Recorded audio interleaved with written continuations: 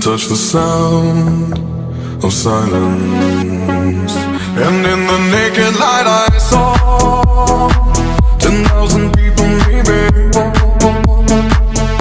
People talking without speaking, people hearing without listening, people writing songs that voices never share, and no one dared disturb the sound of silence.